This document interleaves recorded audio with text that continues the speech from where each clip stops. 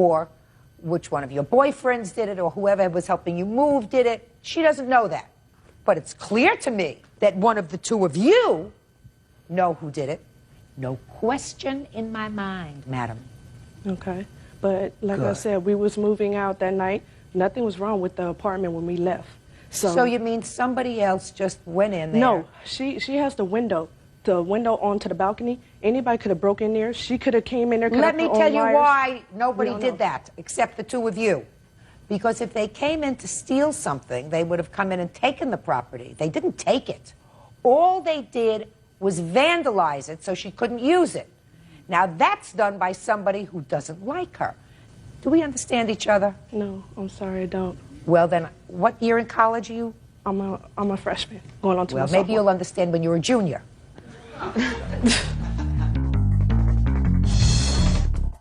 What made you choose this defendant as opposed to suing both of them? Because with the front door, it actually records whose key was used. Oh, and what time they used it? Yes, I have a report from school, and it shows the times. And she entered it. She entered 5 times while I was gone that night. So that's why you chose her? Yeah. Are you user 1 or 2?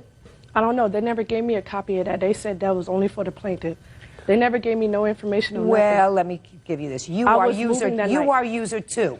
I was moving that night along with Jasmine helping me. So I had to come in and out the door. We are not allowed to keep the door open. Mm-hmm. So, yes, I did use my key. Mm-hmm. When I came home, my wire was cut off my TV. Did you make a report of that? Yes, I did. When? May 12th. The first report that you made that you had vandalized property was May 12th? Mm-hmm. This happened April 12th. Okay. So after they said her room was vandalized, you said my property was vandalized too? Yeah, that's the whole reason what I'm saying to you is before... Parties have been sworn in, Judge. You may be seated. Ladies have seats. Mr. Macklin, it is your claim that the defendant bit off your ear, or a good piece of it, yes, during the course of an assault. correct. The defendant says he was defending not only himself, but really his sister when this incident took place. Is that right? Yes. So let me try to put this into context as I understand your complaint. Mr. Macklin, you were having a get-together, a party at your house with some friends and acquaintances. Among the people that were there, according to what you tell me in your complaint, was the defendant's sister. Correct. Someone who you knew casually. So far, am I correct? Correct. Is this the sister? Yes, it is. At some point during the evening, according to you, this gentleman appeared at your door. You asked him what he wanted. He said who he was, and he said, I'm here to pick up my sister. And you told him to get out. Correct.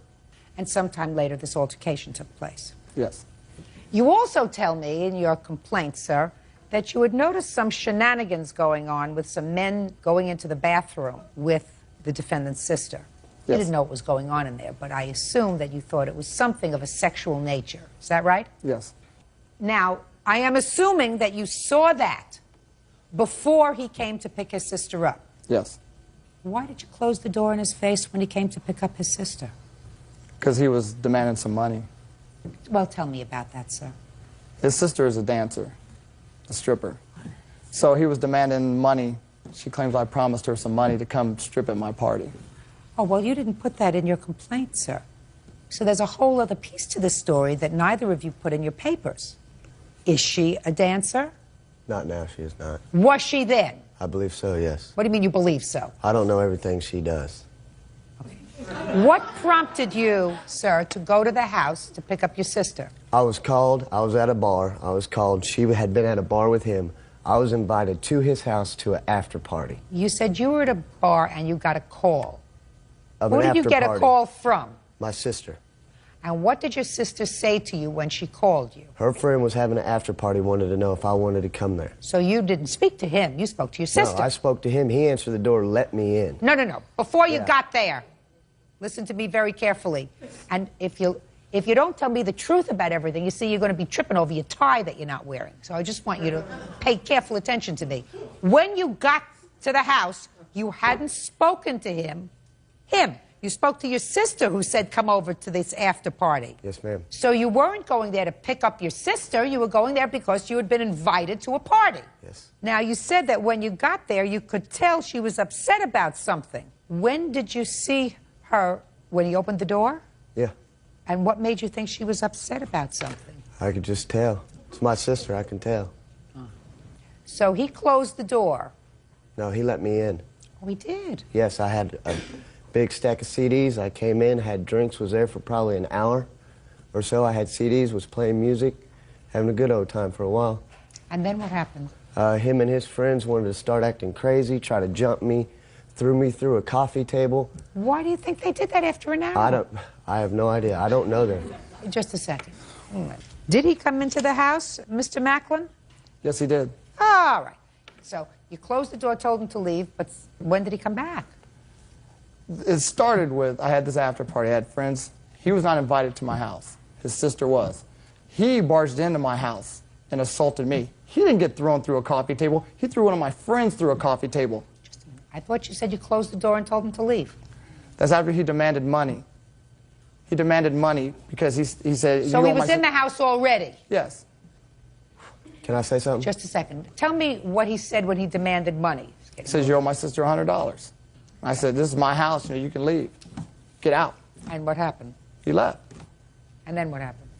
Well, I was in my room looking on the computer with my witness, Janet, and all of a sudden I heard a loud crash. I'm like, what the heck's going on? Next thing you know, him and a bunch of his buddies are in my bedroom beating me up. You know, they come crashing through with a bunch of his buddies. They were beating me up. Crashing through where? They crashed through my bedroom. I was in my bedroom. You know, I was in my bedroom with her on the computer. And all of a sudden, all these guys just come rushing in. You mean you're having a party with somebody who may or may not have been a dancer, and you got a whole bunch of people there having a good time, dancing, drinking, having fun, and you're inside on your computer in your bedroom? Correct. Yes, we were in my bedroom on the internet, yes. So, you know, I didn't know what the heck was going on. I'd never seen this guy before in my life. Never seen him before in my life. So I picked up a gun. They were like, he's got a gun, he's got a gun. So they went running outside. So I ran outside, and as they was running, they were crashing my house. I walked out my living room. It's just a shambles, you know. So I walked outside, went into the courtroom, down the stairs to get a license plate number, and all of a sudden, me and him got into a confrontation. And what happened when you got into a confrontation? We got into a confrontation. We started fighting. We went down to the ground, and we were rolling around. And that's when you got your ear bitten? Correct. Okay. And where was the gun at that time? Oh, it was in the house. I mean, it didn't even have a clipping or anything like that. I don't care whether it had a clip or not. You're telling me that you put the gun back inside when you went outside? Oh, yes. I mean, oh, yes. Okay. Yes. Go ahead. Now, let me hear you. We was there partying and got in a big fight. I got through a coffee table. What did you get into a fight about? I don't really even know. They was all mad at her or something. I don't even know. I don't like to get involved in her affairs. But I was just there. I was just there to have a good time, party. The bars were closed, so I stopped by, you know, to have a couple drinks. It was still a little early. Well, I get through a coffee table.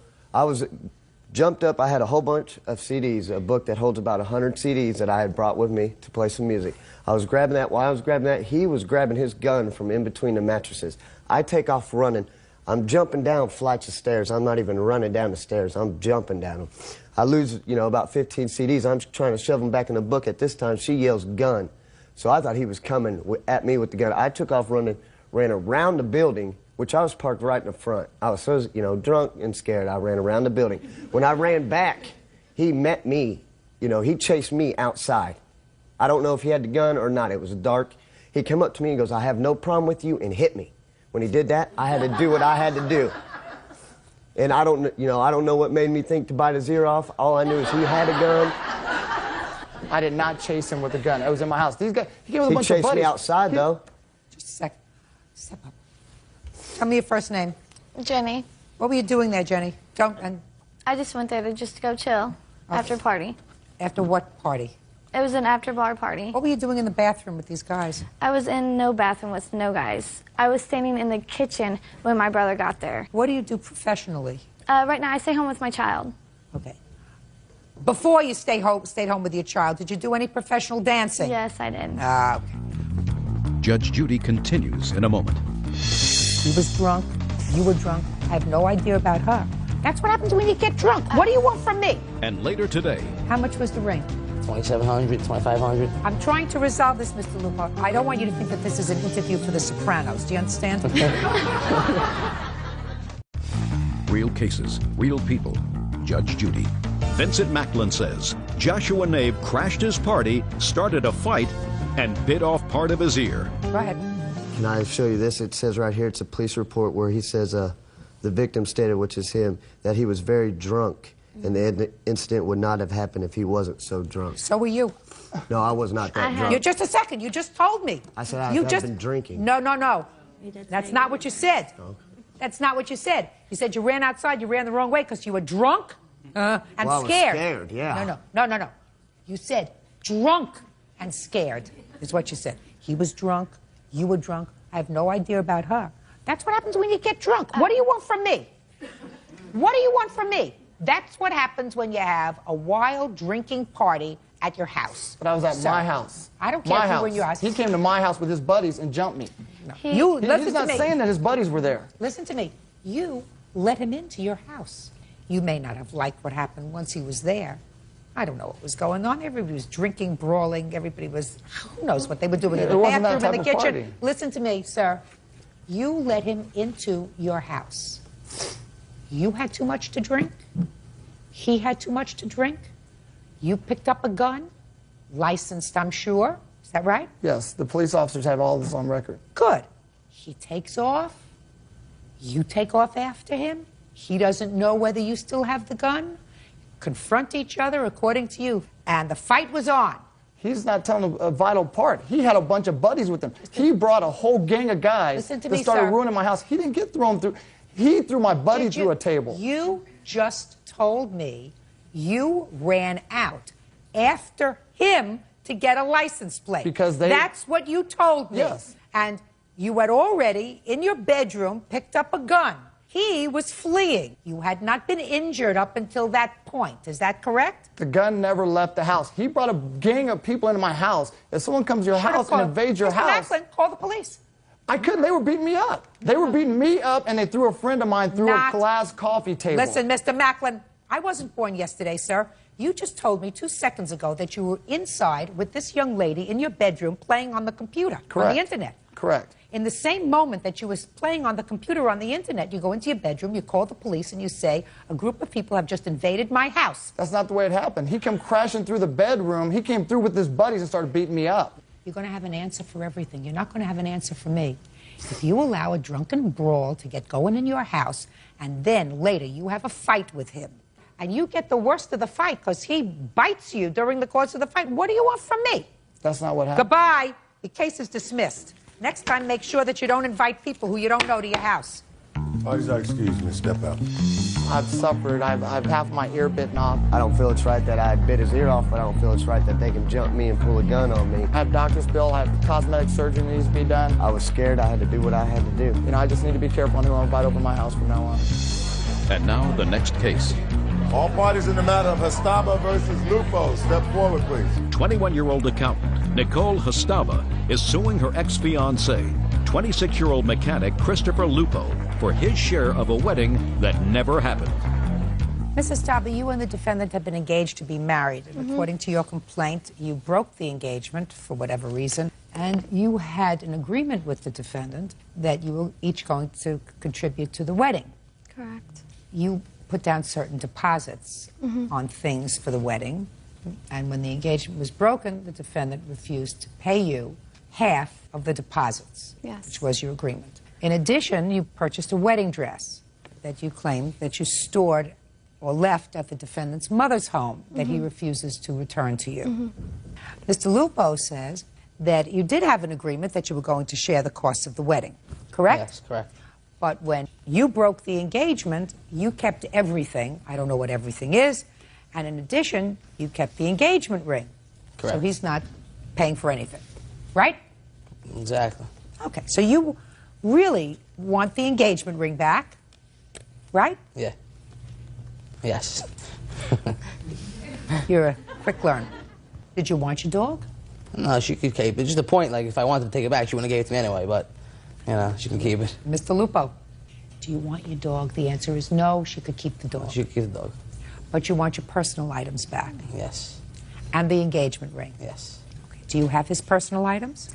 It's not an answer, I madam. do have some of his clothes at the house. Well, tell me, what do you have? Maybe some sweatpants. I mean, it's Do really nothing. you have a jacket? I didn't see the leather jacket. I did look for it, and I didn't find it. Now, where's the engagement ring? I have the engagement ring. I told him I'll give it back to him. I have no problem giving it back to him as long as I get the money for from the deposits. But I did pay $300 towards the engagement ring, and I have that also. Did she pay some money towards the engagement ring, Mr. Lupo? Yes, she did. How much was the ring? $2,700, $2,500. I'm trying to resolve this, Mr. Lupo, and I don't want you to. I don't want you to think that this is an interview for The Sopranos. Do you understand? It is not.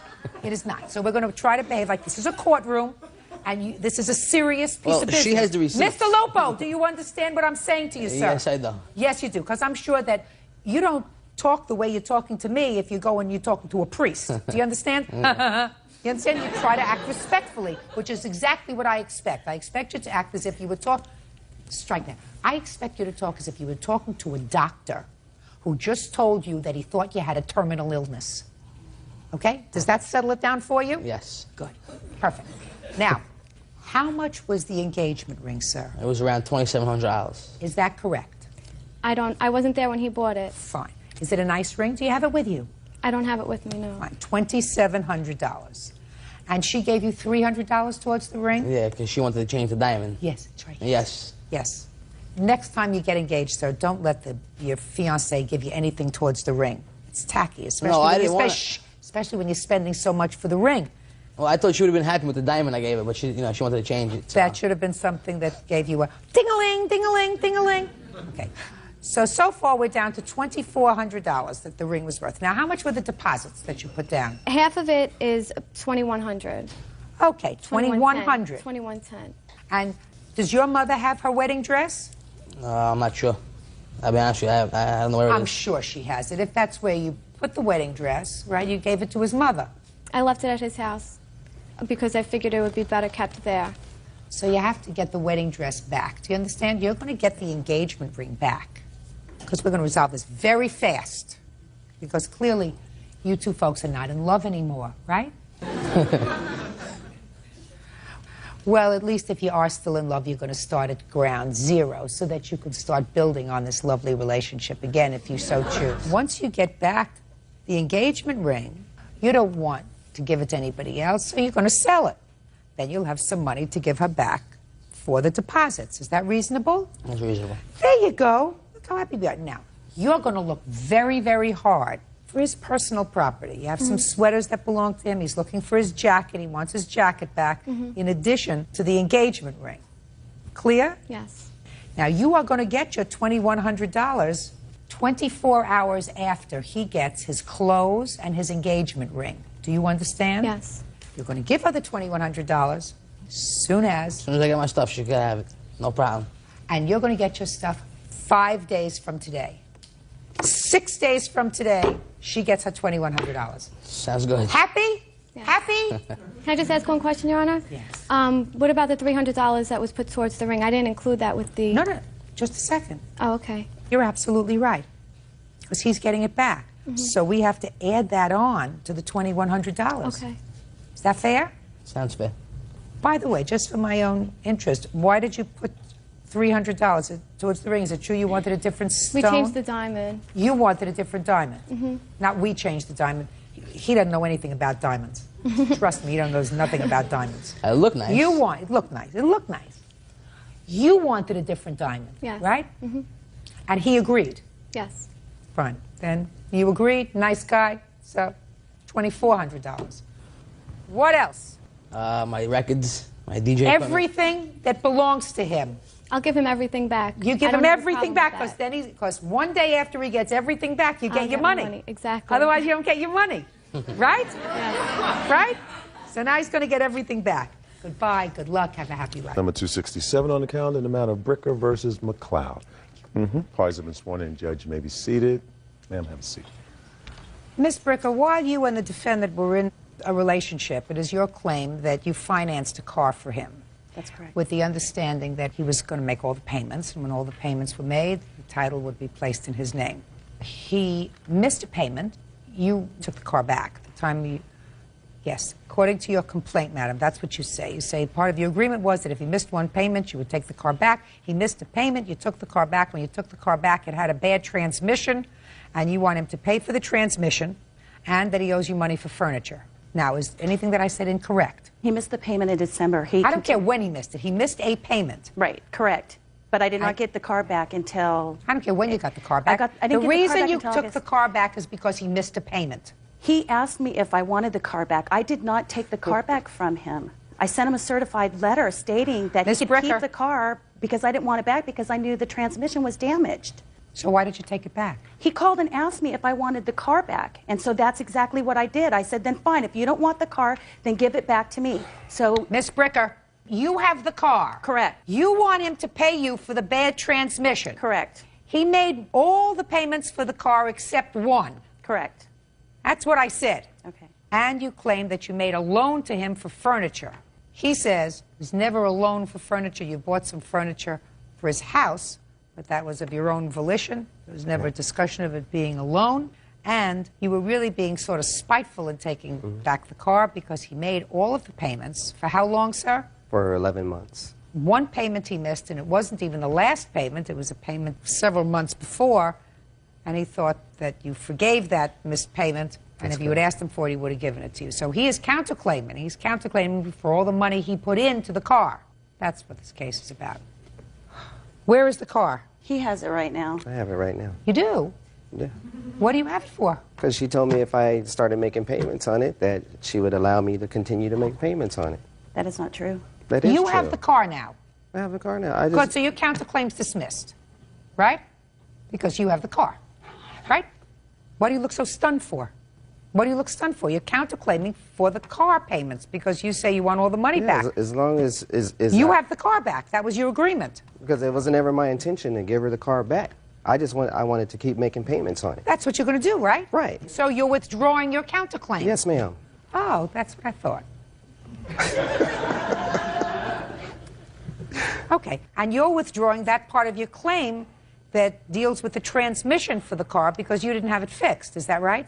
The reason he has the car back is because his dad's truck broke down that he was using. He called up and asked if he could rent the car from me, and I said fine. He gave me $50 on Wednesday to rent the car from me because he had no transportation to take his kids to and from school. Miss Bricker, did you pay any money to fix the transmission on the car? Over $3,800, yes, I did. Let me see the bill. Your Honor. Your Honor. There's also another... The transmission became disabled, and there was a statement that said from his mechanic that said that the car was going to need a new transmission. A year later is when I paid for the new transmission, after he called me and told me, you can have the car back. Here's the receipts. I just want to see the bill Your for Honor. the transmission. Your Honor. I intended on making payments on it and getting the transmission fixed, and she makes it seem like I just gave the car back because it was broken. That's exactly That's why not he gave correct. The car back. We broke up. I don't care. I don't care. You have to pay her for having the car fixed if you want it back. I was going to pay that. Good. Now let's hear about the furniture. In October, I came into some money, a lot of money. And what ended up happening is he was getting ready to move out from where he was currently living with his 2 small children, and he was moving into a new place. And I wanted things nice. He had old furniture for the kids. He had absolutely nothing, no pots and pans, hardly anything in the house, because most of the stuff was missing after his divorce from his wife or separation. And so what I did, and he agreed to this, I said, here's some furniture that's for sale. I said, it's $125. It was a 7-piece, you know, couch, sofa, love seat, coffee table, lamp, the whole thing.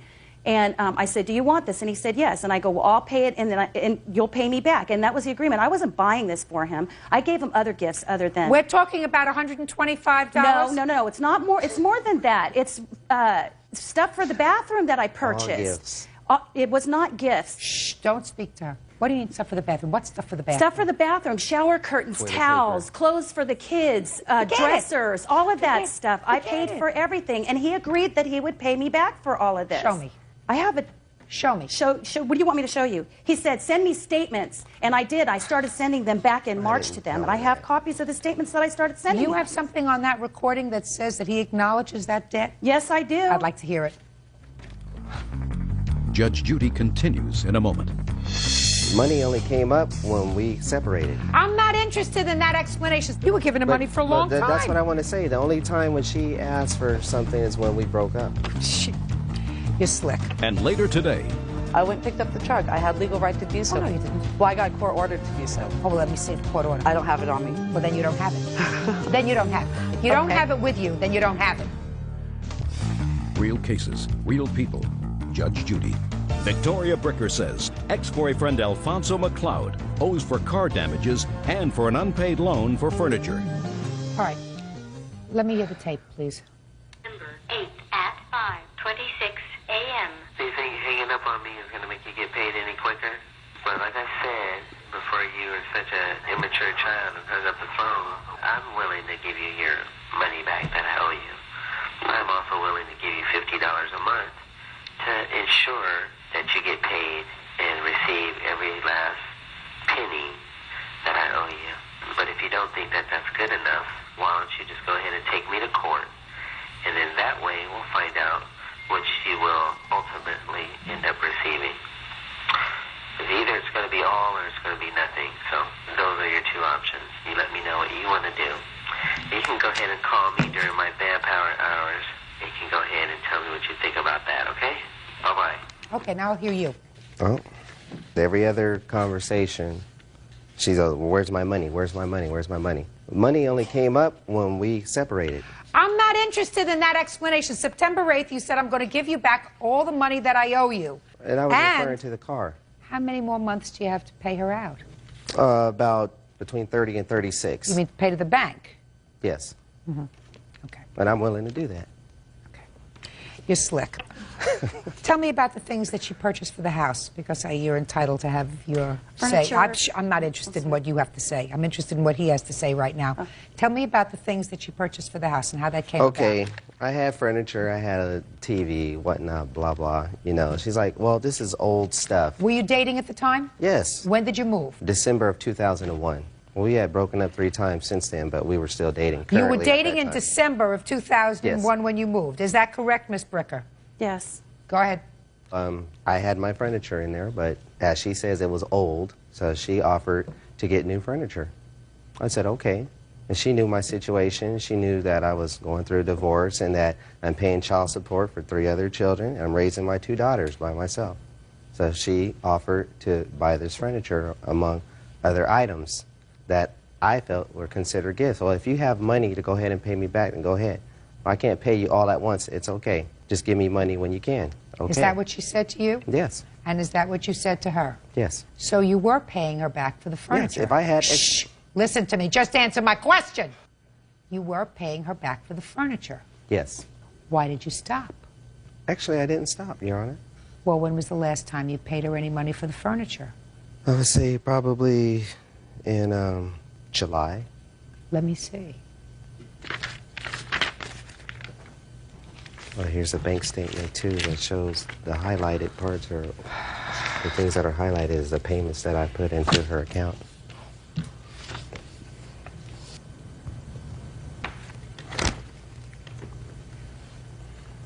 Okay, you made the car payment, so the last time you made payment was you're right, in July. For the other things. Yes.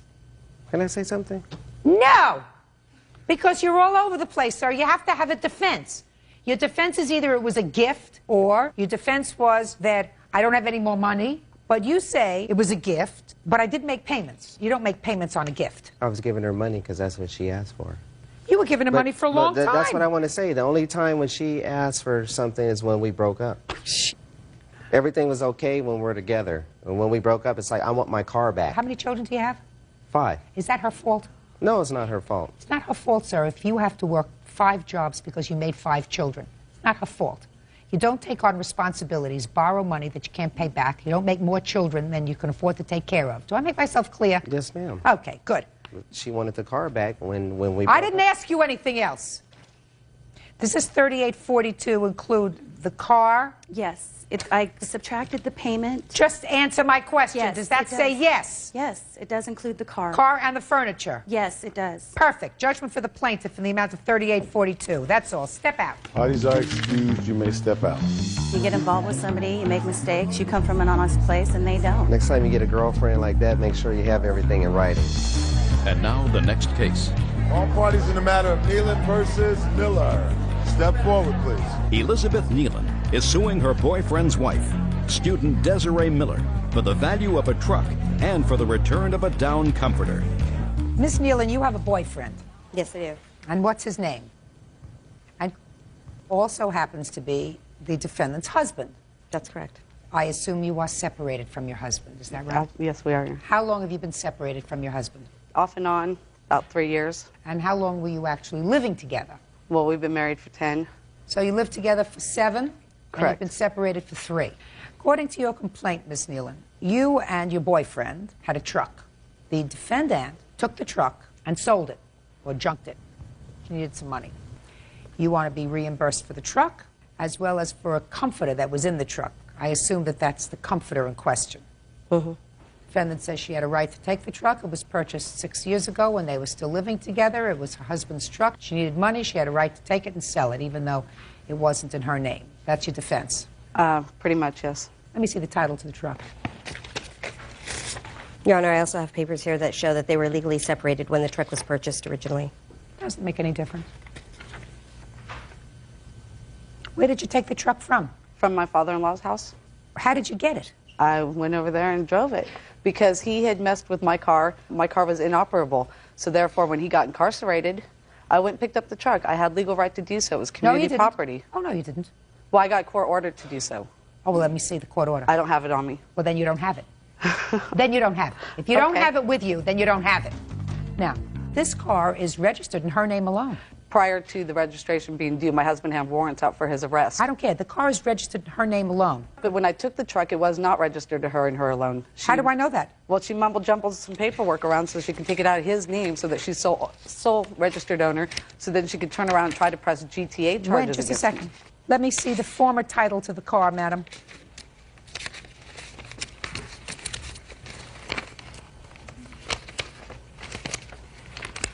And I would like to add to Your Honor that she didn't drive the truck. She has her own vehicle. Doesn't make any difference. It doesn't make a difference. That's No, correct. not at all. But it was community property between my husband and I. He stole my vehicle, and I was told there was nothing I could do about it. It was community property. I couldn't make no report, do nothing about it. We're legally married. Listen to me. You don't know, and the law doesn't know, whether or not he sold the vehicle. Let us say, instead of transferring the title to her, he sold the car, which was only in his name, to a third person. He sold it to Bird. Put the papers away, please, madam. Sorry. Under your theory, you had a right to go to Bird's house, take the truck, and junk it. No. Under your theory, you said it's community property. He has no right to transfer the title to somebody else. I had already had possession of the vehicle when his name was removed and her name was the sole registered owner. I had already had possession of the vehicle. On what date? I don't recall the date. Give me the month. I don't know, last month, a month and a half ago. Give me the month.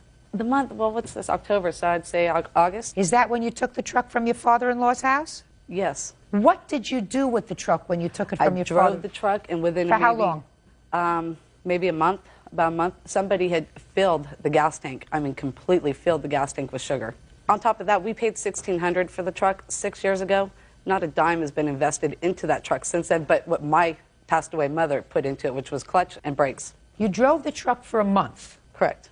And then it was rendered inoperable. Is that what you're telling me? What did you do with it after it was rendered inoperable? Well, I gave it to the tow truck company for a ride home. The truck was completely worthless. When the engine was, and the body was shot out, and the truck was worthless. Now, what do you know about this truck? Did it end up in a junkyard? That's what I understand, but it's all hearsay. I really don't know what happened to it. Did you ever check with the junkyard? I called several junkyards and never was able to locate the truck. Now, how much money did you pay for this truck? $2,500. Show me.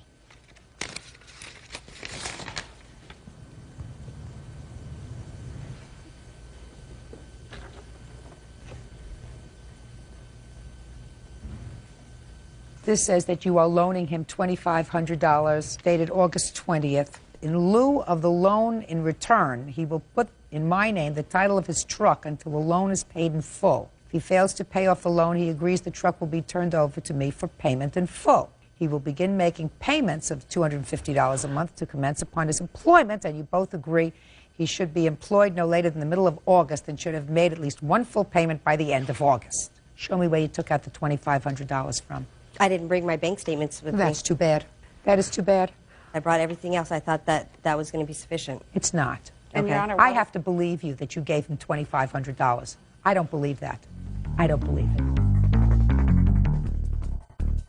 Now, what was he incarcerated for? She made false allegations of him stalking her. False. They're Is he? Shh. Is he still incarcerated? Yes, ma'am, he is. Was he convicted or is he waiting trial? He's awaiting trial. When was the last time you saw him? Last weekend. Do you go every weekend to see him? Yes, I do. What kind of work do you do? Right now I'm unemployed. She had me fired from my What job. kind of work do you do? You're unemployed. Sales. And when was the last time you were employed on a full-time basis? Was August 17th. What kind of work were you doing? Selling satellite television. Where do you live now? I live in Anaheim with my mother, who I take care of. She has Alzheimer's disease. How long did you have that job that you lost in August? Approximately 2.5 years. Okay, Miss Nealon, let me tell you this.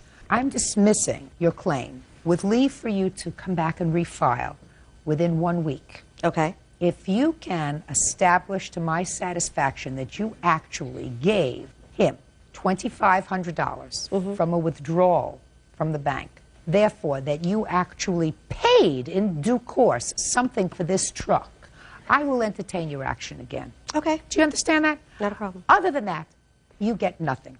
Because other than that, what happened was, truck was turned over to you to keep it out of her hands. She took it. She says it was community property. I don't know if I believe it was community property. She also has the right to bring me this order that she says it was in existence, which she also conveniently doesn't have, that allowed her to take the truck. But more importantly, from your perspective, I want to see that you gave, what's his name? $2,500 for anything. Do you understand? Sure. Goodbye. Thank you. Parties are excused. You may step out. Oh, by the way, she can take back her. Case number 377 on the calendar in the matter of Liebert versus Bowen. Parties have been sworn in. Judge, you may be seated. Are you ladies really involved in this case? You're not the actual plaintiff or defendant, so why don't you sit down, because this has to do with the gentleman. Mr. Liebert, is this your wife? Yes, ma'am. It is your claim that the defendant, who is a neighbor of yours, assaulted you. You want to be compensated for that assault. You lost wages, your medical bills, pain and suffering. Mr. Bowen says that no, it was you who attacked him, and he is counterclaiming. How long have you been neighbors? Probably the last 3 years. Right. I gather from the answer in the complaint in this case that there was some trouble after someone reported someone else to the Environmental Protection Agency. Now, who did that reporting? I did, Your Honor. Tell me why. Because of the continuous problem of that we don't have no sewers on the street, so they have a salvage yard, or he stores cars, whatever, and when he does that, they take engines out and they salvage their parts in their driveway, and then they inadvertently wash it out, and it comes across my driveway. And then, if last year we've been in a drought, You're talking about the oil and the oil and all of his stuff that comes across my driveway is continuously muddy. So I asked the plaintiff. Muddy from dirt or oil? Oil, antifreeze, whatever comes out of a car when you salvage it. So because you had this oil and sludge on your property, you reported him to the Environmental Protection Agency. Yes. And what happened as a result of that, Mr. Liebert? Nothing as far as I know. I have not received anything. Did you get a ticket? No. Did somebody come out there and look at your property? As far as I know, no. Did you know about his complaint? Yes, I have. Well, how did you know about his complaint? Well, I was washing the car one day, and the water ran to his driveway. Right. So that's the first time I heard his complaint about it. Well, what did you do after he complained to you that all of this schmutz was ending up on his property? What did you do? Well, I don't wash every day, so I didn't, You didn't change the way you did business? No, I was just washing the car only.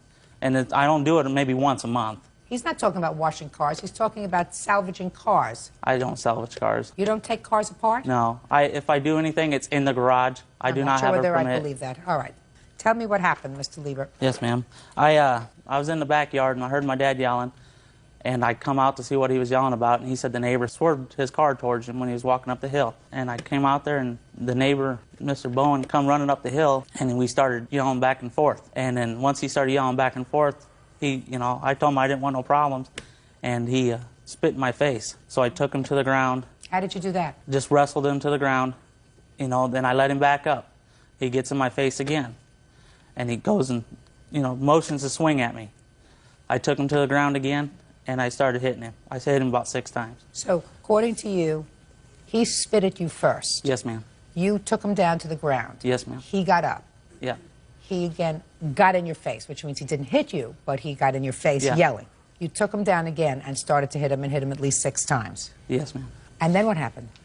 Well, when the first time I took him down, my glasses slid off, and I never recovered them. Then I let him up again. I backed off. He tries kicking me again. No, you didn't say he took he tries kicking me. You didn't tell me that before, No. sir. No, All you did was say he got in your face. He tries kicking me. And I grab his foot, and he dropped to the ground again. I stood back. He picks up a rock and throws at my father that was looking for my glasses. So he threw a rock after you would hit him 6 times. Yeah. Go ahead. Okay, and then Where did you hit him, by the way? I don't know, probably maybe the face. And when you hit him with your fist. Yes, ma'am. So then he got up and he threw a rock. Yeah. Go ahead. Meanwhile, I was looking for my glasses. He kept on throwing rocks. One bounce hit me in the shin, and then one hit me directly in the rib cage. And that's the assault that you're talking about? Yes, ma'am. I'd like you to tell me your version of these events, Mr. Bowen.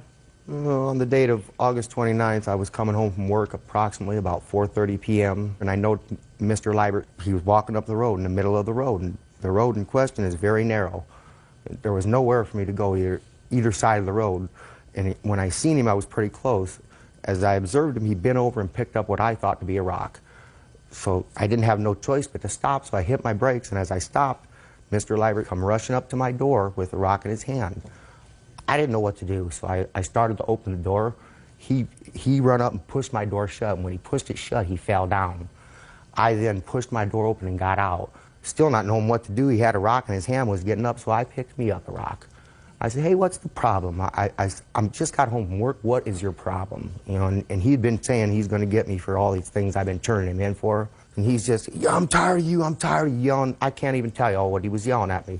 So, we had our altercations. My sister and my What do you mean you had your altercations? What does that mean? We were arguing back and forth. Just verbally? After it was over, he walked back up on his property, continued to throw rocks. I said, I had enough of this. I said, Suze, which my sister was standing right there, I said, Suze, I will be back up to talk to you because we were leaving to go to Flintstone Park to take my girlfriend and her 2 kids on vacation to see Flintstones. So, I'm sorry, so I got down there, I walked back up the hill to talk to my sister. When I got back up there, Mr. Liebert come out, and as he come down, he was yelling at me what my problem was. He spit from about 10 or 15 feet away, hit me right in the face, so I took my glasses off, and I no sooner got my glasses off and he rushed me. He grabbed me by the arm, pushed me straight back down the hill and fell on top of me. At this point, there was nothing I could do. My arms were trapped underneath me. The only thing was left was my arm on the side. I thought he was getting in a lot of punches. As Ada and all the other witnesses said, he was on top of me and is kicking me in the head and the ribs. And well, at that point, my girlfriend come up, jumped on his back, started punching him in the back. Denise came up with the cell phone, started hitting him on the head. That inadvertently called my sister, which she heard all the commotion. She called the cops. That's how the cops got called. Then after that, they let me up. When I got up, Mr. Liebert was attempting to hit me with a rock, so I run out into the field to get away from him. And when I got out in the field, he chased me, pulled my shirt down over my head, and as I was trying to fight him, I fell down, and Mr. Junior come running up and kicked me again in the ribs as I was on the ground. I got up, and the altercation pretty much ended after that. Okay. Now, I understand from your complaint that you have a videotape of this incident. Is that right? Yes. I'd like to see it. Judge Judy continues in a moment. Hi! I'm in my yard. Hi, go!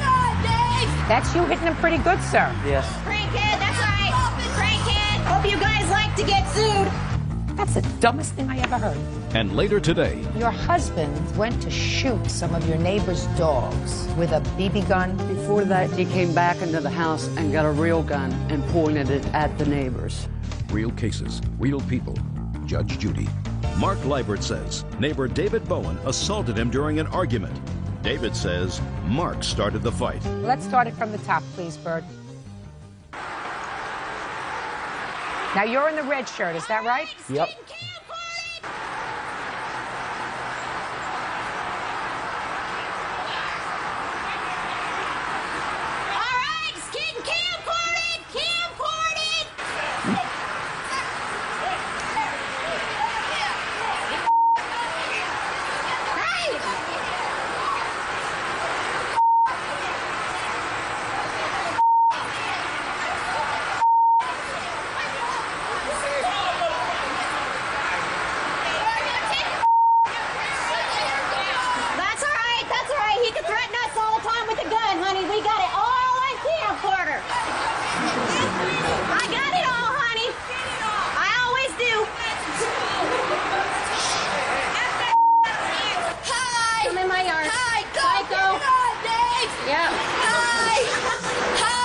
No. Dude, you need to get off. Who is that? Whatever. Yeah. Who is that? His friend of my sister's friend. sister. That's you hitting him pretty good, sir. Yes. That's you I got punching about him pretty 6 hits. good. I got about 6 hits on him. Where's your gun at now, Dave? See, I let him up. There's my glasses right there. The little girl's got my glasses again. Who cares? Okay.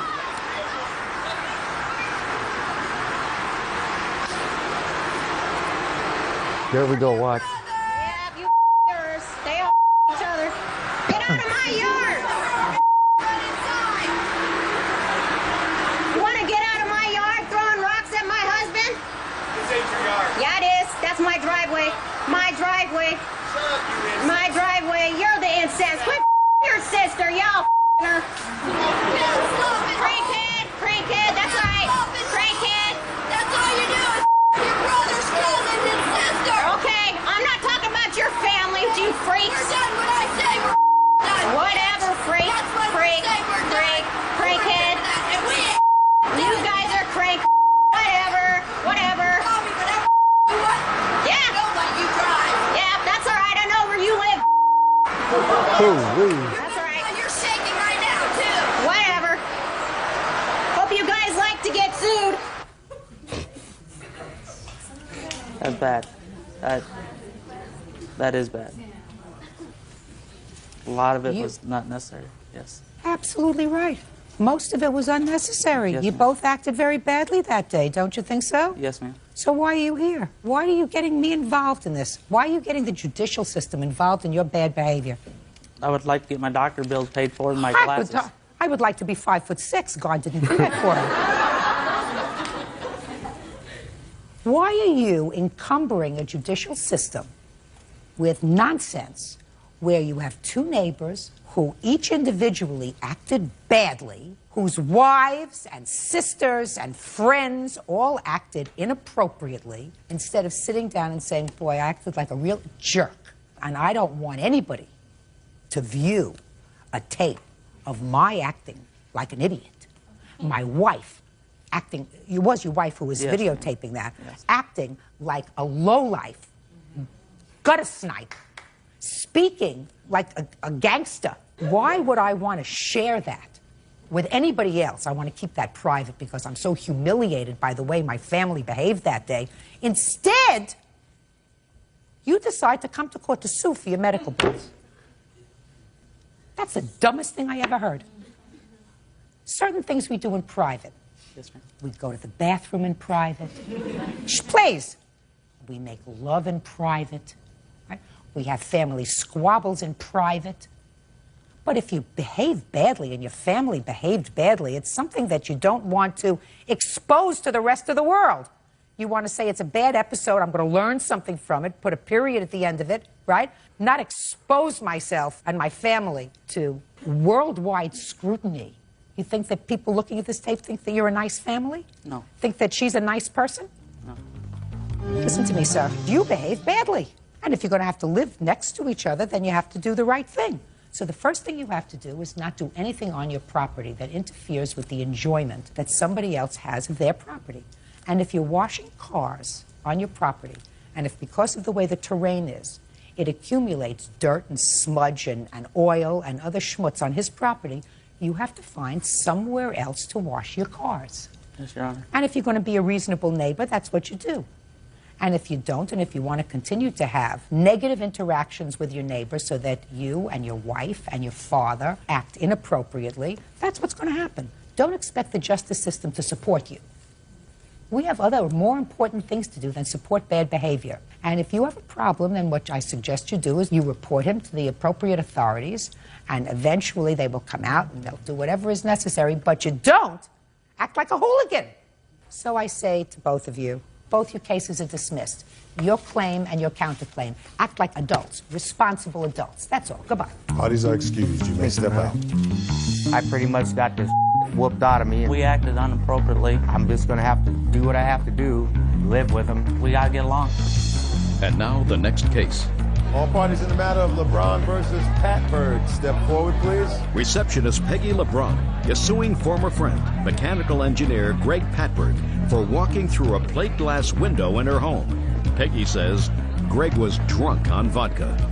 This case is really sort of interesting. Miss LeBron, your husband was arrested. Yes. Because he went to shoot some of your neighbor's dogs with a BB gun. Correct. And as the police were taking him away, he told you to go and get the defendant, who was a bail bondsman. Well, before that, Your Honor, he came back into the house. He got into an altercation with the neighbors because they saw him shooting at their dog. He came back into the house and got a real gun and pointed it at the neighbors. Oh, so this time he pointed a real gun. Correct. Bottom line is, as the police were taking him away, he told you to go get the defendant, who was a bail bondsman. No, he knows bail bondsman. Or he knows bail bondsman. So what did you do? Where did you go to get him? He lived right around the corner from our house. So according to you, you went and you got him and you invited him over to your house. Correct. And he sat there all day drinking vodka and orange juice. And he got drunk and proceeded to break a plate glass door in your house. And you want him to pay for the door. Yes, That's what this case is about. Do you understand? I heard it. I just don't. All right. Now, Miss LeBron, I have a couple of questions for you. They take your husband away, you go around the corner, and you get Mr. Patberg. And what do you say to him? I said that my husband was just arrested and that he wanted me to come get him because he knows bail bondsman. And he said, okay, I'll come to your house? Correct. Now, did he come back to the house with you? Yes. What time of the day or evening was this? It was early in the morning. Now, when he got there, what did he say to you? He called a bail bondsman. And did he make arrangements? Well, they had to wait until my husband was processed. Now, where did he get this vodka from? I don't remember exactly where he got it that day. I'm talking about that day. That's the day that he... He always drinks vodka. No, I understand. I don't understand that he always drinks vodka. I'm talking about that day. That's the day when he broke the door. You say he sat in your house all day. Mm-hmm. Until what time? Until after my husband was brought back to the house later that night. So he was drinking all day? Correct. Whose vodka was he drinking? His own. I don't drink vodka. So he brought the bottle with him? He would have had to have. Where'd you get the vodka from? I believe we went out later in the day and purchased it. What do you mean you believe? Well... Shh! What do you mean you believe? You got drunk. That was clear. That's what she says. That's what you say. Yes, that's correct. And you were drinking all day? No, I was not drinking all day. A part of the day? A part of the day. Where did you get the vodka from? Is my question. From the liquor store. Where was the liquor store? Well, less than a mile away. How did you get there? Peggy gave me a ride. Did you give him a ride to the liquor store? I could have. I have before. Were you drinking too? Not vodka. I don't care what you were drinking. Were you drinking too? Beer. So you don't remember whether you gave him a ride to the store? You could have. I could have. Let's say you did. Miss LeBron, you allowed him to get drunk in your house. What do you want from me? Should have said, take your vodka and go home. You're lucky he's not suing you for almost killing himself going through your plate glass door. This is a very easy lesson. If you allow someone to become inebriated in your house, and in this case, you don't even remember because you were probably so looped yourself you don't even remember getting in your car and taking him to the liquor store. But if you permit him to get so drunk in your house that he staggers through a plate glass door, you are responsible. Totally responsible. You're not supposed to furnish a place where somebody can get so intoxicated that they can hurt themselves, certainly not cause damage to your place. They cause damage to your place. You pay for it. Goodbye. Parties. Yeah, this is case number 363 on the calendar in the matter of King versus Collier. Parties have been sworn in, Judge. You may be seated. Folks, have seats, please. Miss King, according to what I've read, the defendant was your former boyfriend. First, you say about a little more than a year ago, he had an accident with your car, which you paid for, which he said he would take care of. Then you claim to have expended a certain amount of money for remodeling of a condo that he had purchased, also with the agreement that he would pay you back. When you broke up, somehow you got him to sign a promissory note for all this money, or I think $3,200. Mr. Collier says the following. He said that you caused the accident to the car yourself, that he never borrowed any money from you, that the remodeling that you did to the condo, which had belonged to his uncle, was your own choice, The only reason he says that he signed this promissory note was that you were holding some money of his that you had gotten your hands on. You told me you wouldn't give him the money unless he signed the note. So he signed the note under duress. That's your defense. Yes, Your Honor. When was this accident with the car? It was back in July of 2001. And tell me about the accident with the car. We were leaving a parking garage in Ybor City, and we were looking for the ticket that you give the attendant whenever you leave, and we couldn't find it, and we had pulled in already, so he went to back up, and as he backed up, he tore the whole bumper off the front of the car. So it's the bumper that you're talking about? Correct. You remember that, sir? Yes, Your Honor. I don't remember it that way, though. Who was driving? I was driving. Okay. So do you have insurance? Yes. So did the insurance cover the damage? No, my deductible was $500, and it only cost $335. Okay. Did you agree to pay that? I never agreed to pay that, Your Honor. So give me your version of the events. You are driving, the bumper comes off the car. How did the bumper come off the car? I actually wasn't driving. We had gone to the You parking... just told me you were driving. Oh, I was in the driver's seat. We had just backed out of the parking garage spot that I was in, that she had parked in. And Yeah. the angle that I pulled back, that, you know, having no idea how she had left the wheel cocked, it caught on the edge of the wall and it ripped her bumper off. The wall didn't move, sir. The car moved. I agree, Your Honor. Good. Okay. So that's $335. Did you ever say that you would pay to have that bumper repaired? No, Your Honor. The reason I agreed or told her I wouldn't pay her back for that is the fact Would that... or would not? Would not. Is because she was drunk. She drunk to drive, asked me to drive, handed me the keys, and that's the only reason I was driving. I was trying to do her a favor. Is it true that you gave him the keys to the car because you had been drinking? Yes. Okay, fine. Don't drink. What's next? I had loaned him, actually first he started living with me and he agreed that he would pay a third of the rent and a third of the utility bills. For how many months? Just for 1 month. And what's the rent? It was $800 and we divided it and he would have paid $266 for the rent and it was $74 for a third of the utility bills. And he also borrowed money to pay his car payments and he borrowed money to pay his cell phone bills. What was his car payment? I don't have that written down exactly. $158.73, Your Honor. And I paid it quite a few times. And I probably have paid it more times than I had even... I can't keep track of that. What kind of a way is that to have a loan, madam? Because I was dating him, and that's things that you do. And then finally, we have the stuff for the apartment. Let's hear about the stuff for the apartment. It was for a condo that his uncle owned, and we had agreed that he would move in. I was still living with my roommate, so I couldn't move out at the time. And I said that we agreed that whenever time came that my lease would be up, that I would buy the place from his uncle, and that's why I would do the remodeling, and that he would also pay for that. That you would buy the place from his uncle? Mm-hmm. You? Yes, later. You, not the two of you, you would buy the place for his uncle, so you were going to remodel it for when you bought it? Correct. Had you discussed that with his uncle? No. Just with him? Just with him. Well, what made you think his uncle wanted to sell it? He discussed him buying it from his uncle. He owned or leased it to me, Your Honor. So he was selling it to me. And you discussed selling it to her? Yeah, yes, Your Honor, yes. And that's why she decided to remodel it. Is that right? Correct, Your Honor. And then you decided not to sell it to her. Is that right? No, she left, Your Honor. Or she left. Whatever. Listen, I'm telling you this, Miss King. I'm unimpressed with all of these loans that you claim. Without a promissory note, the one that you say you have, yes, I do, Your you Honor. wouldn't get any money. I'm going to tell you why. Because if you remodel this place in anticipation of you purchasing it, so you were really remodeling it for yourself, there was no loan to him of that money. You remodeled it because you were going to live there. That was your foolishness. You don't remodel a place until the title of it is in your name. Correct. You want to do it fast? You do it fast. That's your problem. So now I'm going to take a look at the promissory note.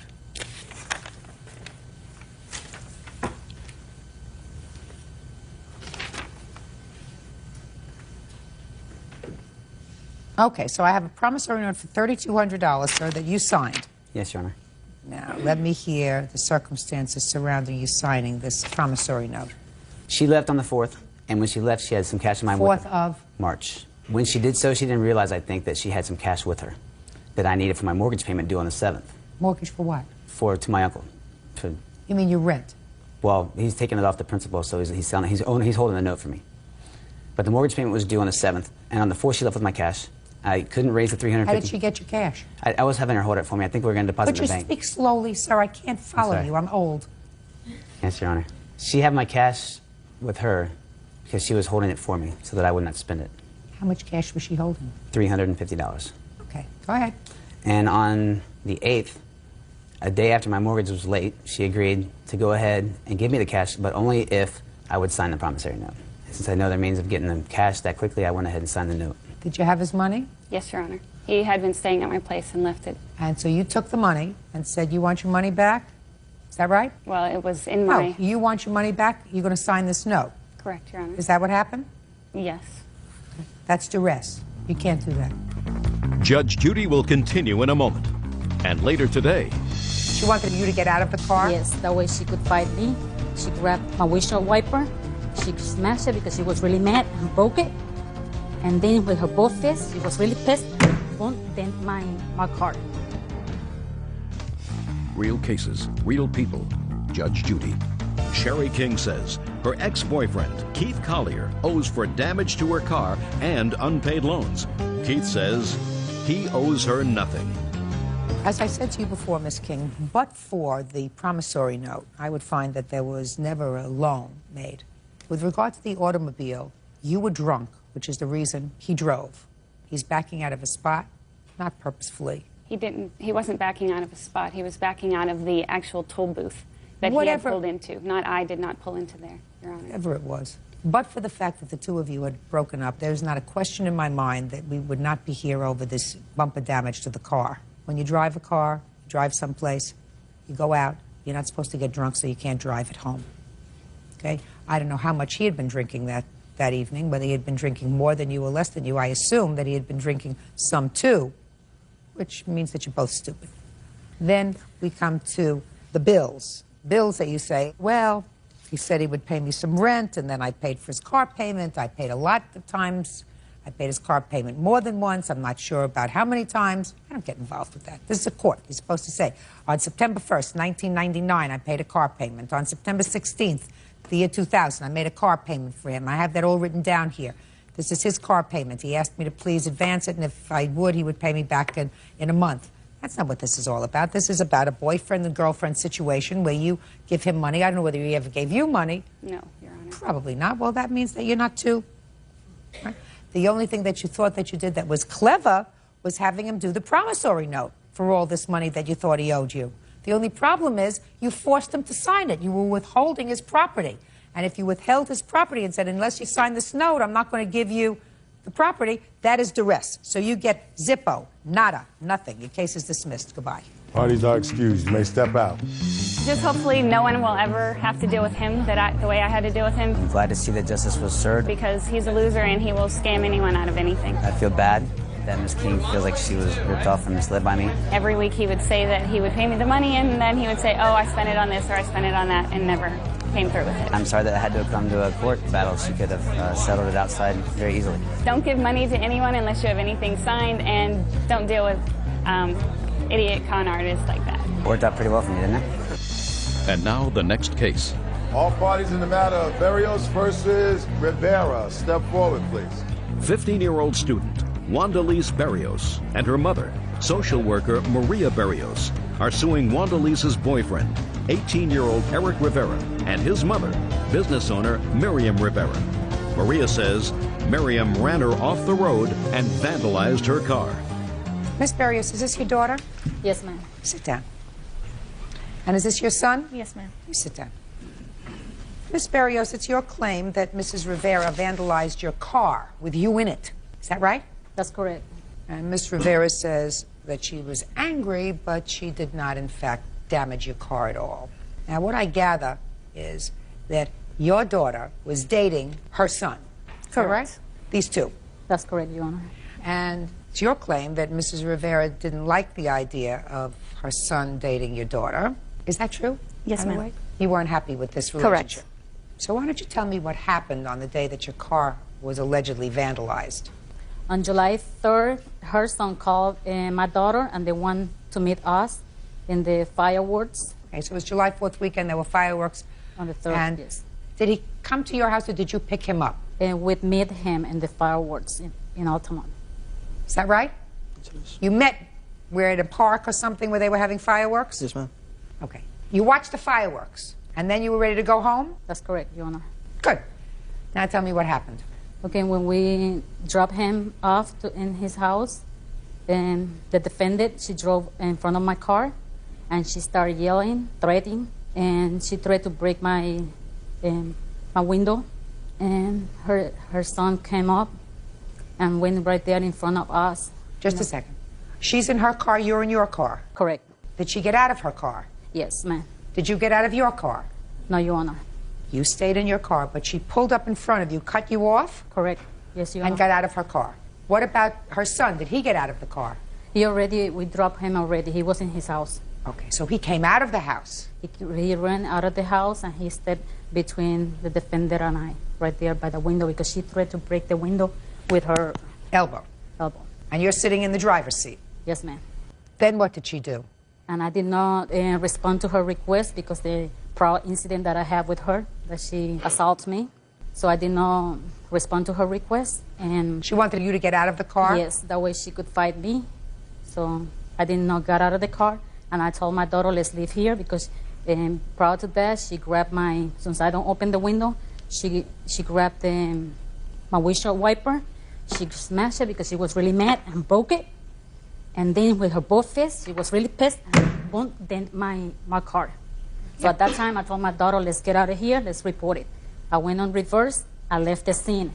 She continued following me to my house. That's what I found out. I went to the police report, and I reported. And I put an injunction on Miss Rivera. You have photographs of the car? Yes, Your Honor. Can I see it, please? Are you two young people still dating each other or not? Yes. So I assume you don't want to be here? No. You don't want to be here? No. You don't want to be here. Is that right? No. Okay. Okay. Ready to hear you. Well, the incident of actually the 3rd of the morning of the 4th of July happened all because my son and his girlfriend, Diana, was attending my child who's mentally handicapped and my daughter, which is 11 years old. This lady had the audacity to go out there and pick him up, left my 2 children alone with another 17-year-old child when he and her were supposed to watch my children, where my son walked away and got lost in the park where the fireworks were. And it was almost 2 in the morning by the time I was able to pick up my children from the park in the traffic. And when I got home, she was just dropping him off without no permission of mine, no knowledge where my son was. And I knew he was with her because his girlfriend, Diana, That's not Diana. No, that's not Diana. He has 2 girlfriends. Yes. And it might be 3, but right now 2. Anyway, when I got home, yes, I was very furious, capable of, even if she would have got out of the car, I would have smacked her really good, because how a mother could leave a child who is mentally handicapped. And just slap him. Well, I did that. Why'd you slap him? What are you slapping her for? Because she's the adult. She should have left him where he was. Just a second. You're not claiming she picked him up at your house. No, she went behind my back as a parent and picked him up in the park. How do you know that? That she went behind your back?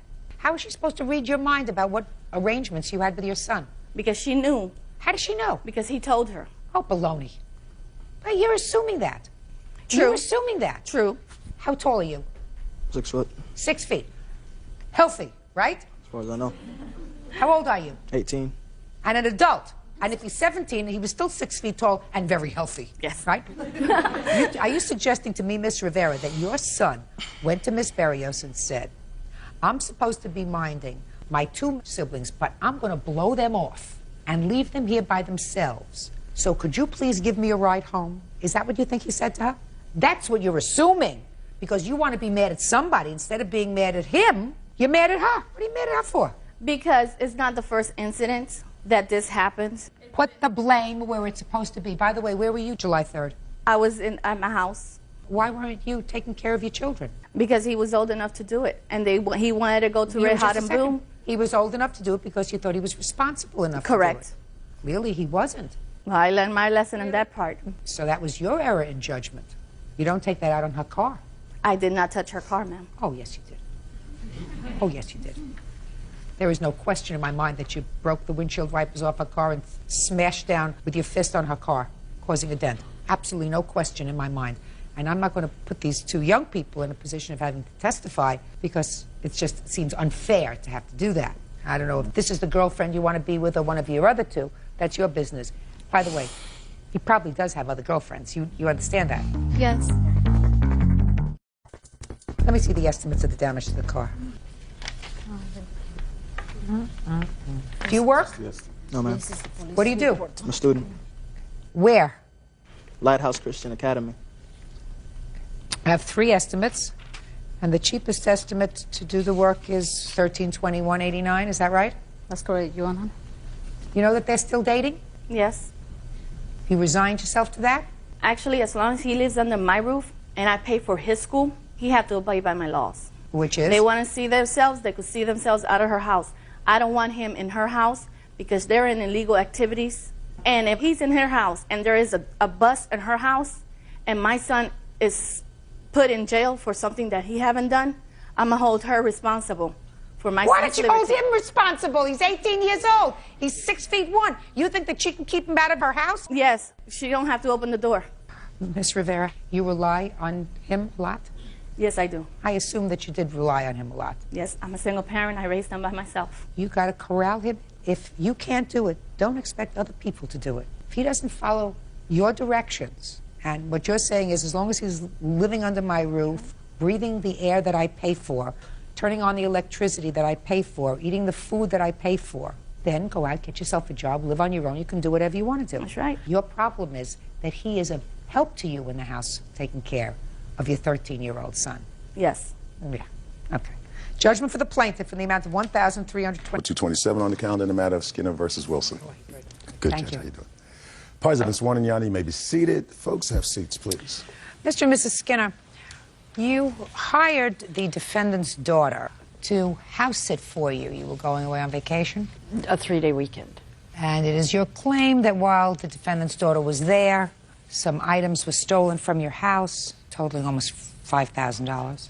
And also that the defendant's daughter threw a party, used your car without your permission. But primarily, the car wasn't damaged or destroyed. Primarily, you just want the value of the items that were stolen. Is that right? Yes, ma'am. And you're suing her mother Yes, ma'am. because she's a minor. How old are you? I'm 17 now. Why don't you stand up next to your mother? Maybe 17, but you're taller than your mom.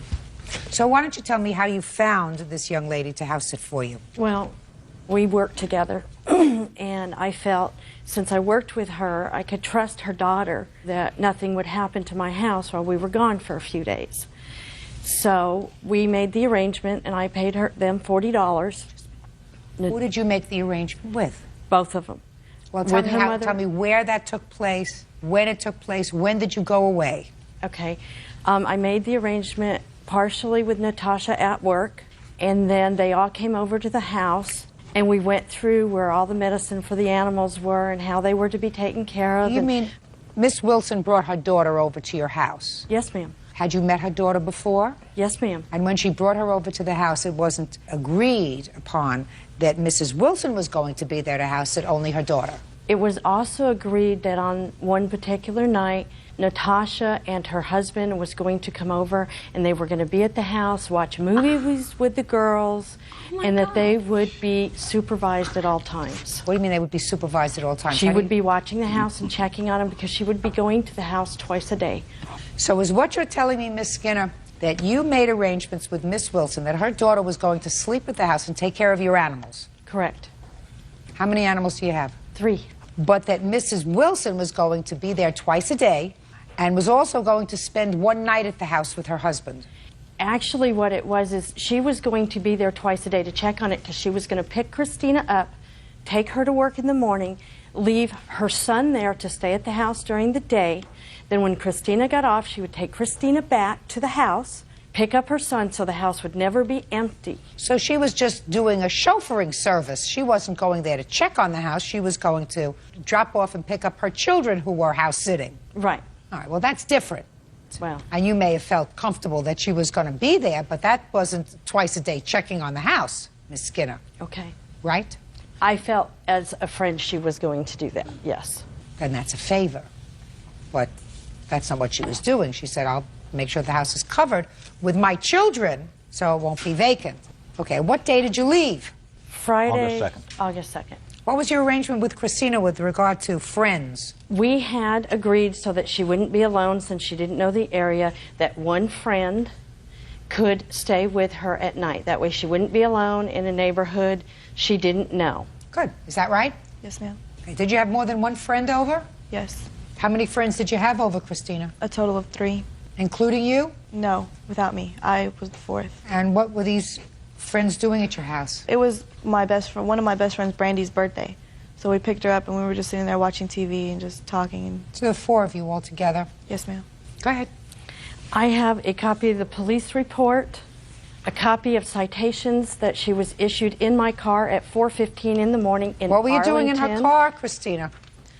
I had taken it to drive back to Arlington to pick up friends, and that was the time when I was taking Brandy and Courtney back home. What were you doing riding in her car? I used it to go pick up friends. Well, you weren't allowed to do that, right? Right. Your Honor? Yeah. May I say something? Sure. Okay. First of all, before we even agreed to this, she knew my daughter did not have a license to drive. And prior to that, I had asked her, whatever you do, please do not let her have the key. We talked about this at work, and we talked about it again once we made it to her house for everybody to meet. I didn't know until after all this happened that she had given my child the keys to her car in case of emergency, mind you, which I understand. But she's 16. Just a second.